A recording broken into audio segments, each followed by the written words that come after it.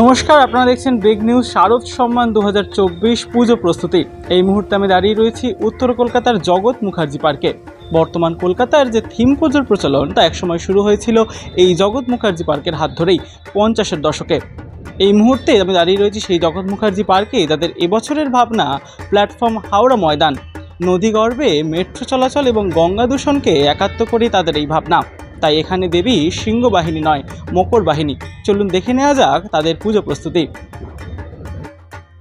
উত্তর কলকাতায় প্রখ্যাত জগৎ মুখার্জি পার্কের এবছরের ভাবনা প্ল্যাটফর্ম হাওড়া ময়দান, যেখানে একটি গোটা মেট্রো স্টেশনকে ফুটিয়ে তুলছেন তারা।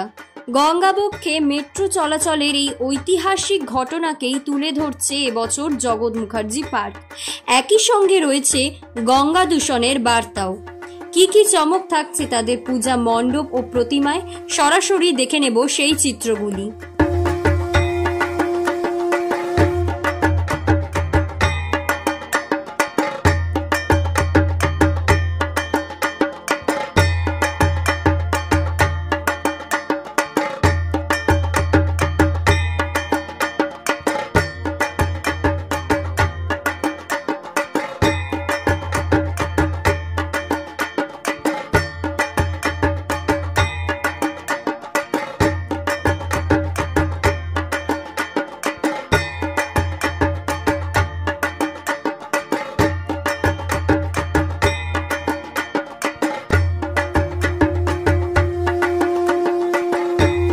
এই মুহূর্তে আমাদের সঙ্গে রয়েছেন প্রতিমা শিল্পী এবং এই সমস্ত মেট্রো স্টেশনে যিনি রূপকার সুবল পাল। আমরা কথা বলে নেব তার সঙ্গেই।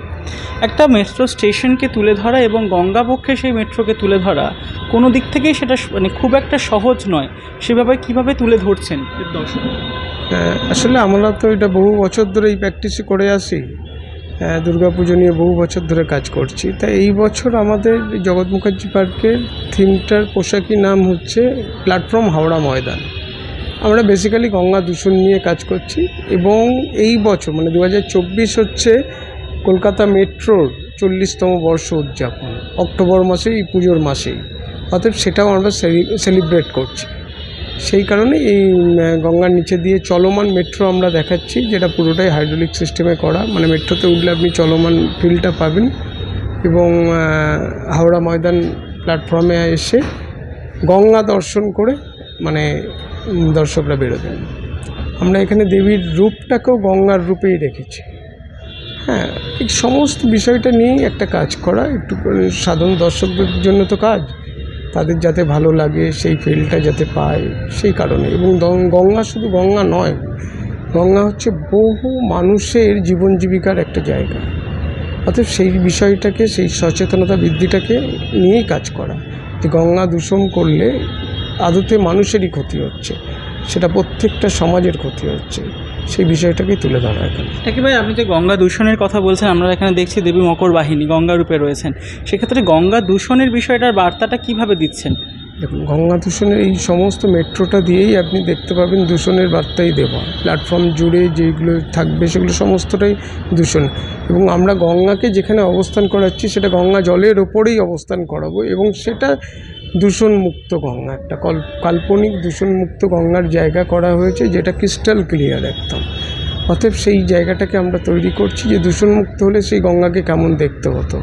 কারণ আমরা দেখেছি কোভিডের সময় যখন গঙ্গায় কেউ নামতো না, সেই সময় গিয়ে আমাদের গঙ্গার কাছেই তো আমরা গিয়ে দেখেছি নিচের অংশটুকু পর্যন্ত দেখা যাচ্ছে গঙ্গা, এতটাই স্বচ্ছ ছিল। অতএব সেই গঙ্গাটাকে ঠিক রাখা আমাদের প্রত্যেকের কর্তব্য।